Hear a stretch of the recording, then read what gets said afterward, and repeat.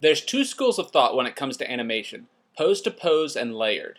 Pose to pose is where you start off with the key poses. These are kind of the crucial moments that represent each major beat in the action. You can do this a lot of different ways, but the most common one is to put a keyframe on each consecutive frame. This way you only have to go back and forth one frame with the keyboard to see how the poses are working together. Once they're looking good, then you move the entire pose around to give you the timing of the shot. Some people like to do this with linear interpolation and just let the computer fill in what's happening between the keyframes. But most people prefer to use constant interpolation, where it just snaps from one to the other like this. Now the next step is to add breakdowns. These are poses that happen in between the keys to smooth out and refine the motion. In a pure pose-to-pose workflow, you just keep doing this, adding more breakdowns until the shot is finished. The other workflow is layered. This is the CG version of straight-ahead animation for any 2D guys out there. The best way to describe layered animation is a bit more like sculpting. Usually you just start off with one or two controls and you rough in some really coarse animation.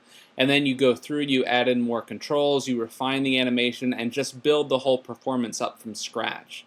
Layered animation also tends to rely a lot on the F-curve editor. It can be a little daunting at first, but once you're used to it, there's a lot of cool things you can do. Now, my personal preference actually depends a lot on the shot. If the shot has really clear beats in it, like this one where each pose is held for a moment, then I'll favor poses. However, if the shot is more about movement, where the character is in continuous motion while they're performing an action, then I'll favor layered. To me, pose-to-pose works best for snappy cartoon motion, and layered works better for something that's smoother and more realistic. Now, the best advice I could give is to try out both and see what feels most natural to you. But if you can get comfortable somewhere in the middle, that's going to be a big advantage because you'll be able to switch back and forth depending on the type of shot you're doing.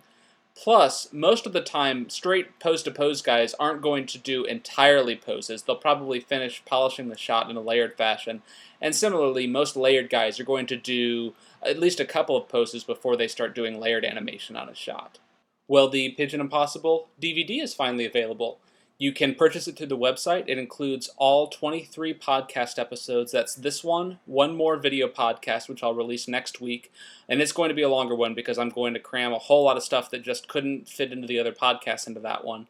And then there's also 2 audio-only podcasts. One is an interview with Dave Bewley, the sound designer, and then the last is an interview with Chris Raymond, the composer. The DVD also includes a couple of director's commentaries, which you can't hear anywhere else. So if you've appreciated these podcasts and the film and want to help support it, that's a great way to do it. Thanks again. I'll see you next week.